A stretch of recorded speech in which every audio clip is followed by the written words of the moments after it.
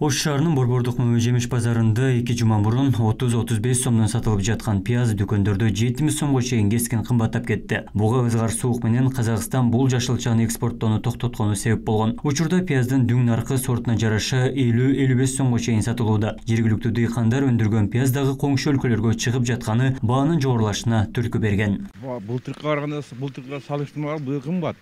Былтыр 18 сом, 19 сом, 20 сомго чейин болгон да.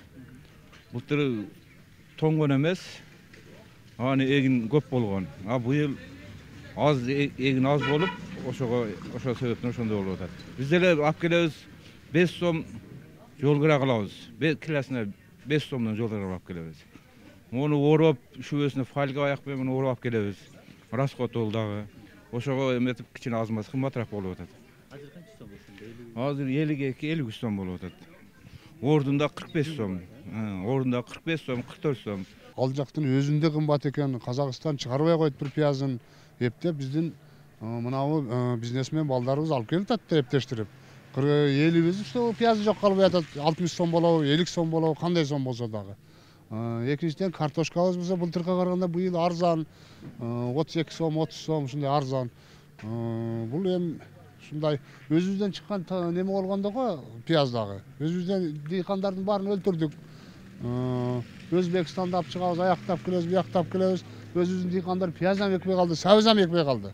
Базар баасынын мындай туруксуздугун саудагерлер доллардын кунунун өсүп жатканы менен дагы байланыштырууда. Учурда жашылча жемиш эле эмес, тамак ашка болгон баа дагы жума сайын өзгөрүп жатканын билдиришет. Ал эми базарга келген кардарлар болушунча арзан баада алуу аракетин көрүшүүдө. Ошол эле учурда тамак аш коопсуздугуна жана кымбатчылыкка нааразы болгондор көп. Пияз болсо 53 көтөрүлүп кетти мына оптом.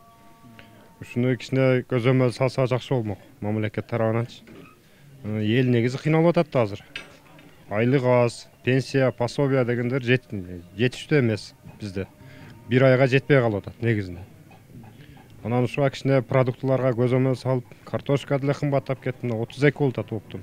Июль айынан түгөгөн арбанын пиязы. Кызыл кыяныкы ошо өзү менен өзү башка жактан 1 килограмм пияз келе элек да. Булар доставка кылып алып келип атат буларчы. Казакстандан келет. Доставка кылып буларга кайтып памек болот байбы? Памек болот байбы кайтып буларга. Наоборот, бул ушулар доставка кылып атат азырчы. Пияз, мисалы, любой вакытка пияз кетет да. Любойна кетет. Ал пиязды экпей койду эч ким. Дыйканчылык кылбай койду адамдар азыр.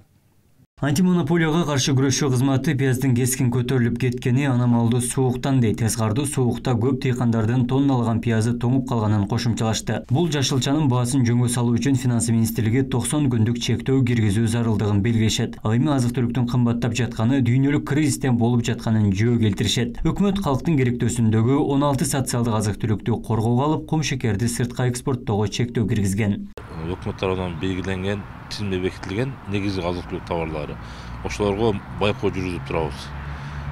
Эгерде аракеттеги мыйзамдарга ылайык бир ай ичинде азык-түлүккө болгон баа 20% өскөн болсо, өкмөткө сунуш берилип, мамлекеттик көзөмөл киргизилет. Ошол убакта чектик баа коюлуп, ошол чектен ашкан баада ашкан сатуучуларга мыйзам чегинен чаралар көрүлөт. Анан кийин биз эми негизинен өзү азык-түлүк товарлары биз 80% импортко көз карандыбыз да. Өзүбүз өндүрбөйбүз, өзүбүз баягындай камсыз кыла албайбыз калкыбыздычы. Ошого бул баягы дүйнөлүк тенденция, дүйнө жүзүндө болгон баага биз дагы түздөн-түз таасирин берет. Кыргызстандын экономикасындагы баалардын өсүшү дүйнө жүзүндөгү көтөрүлүп жаткан бааларга түздөн-түз байланышы бар. Өткөн жылы азык-түлүктүн баалары 14%га чейин өссө, инфляция дагы бир эле айда 12%га көтөрүлгөн болчу. Тамак аш баалары күндөн-күнгө жогорулап, айрыкча элдин керектөөсүндөгү ун, кумшекердин баасы асман чапчыйт. Абдумалик Базарбаев, Бектур Мойдонов, Ош ТВ.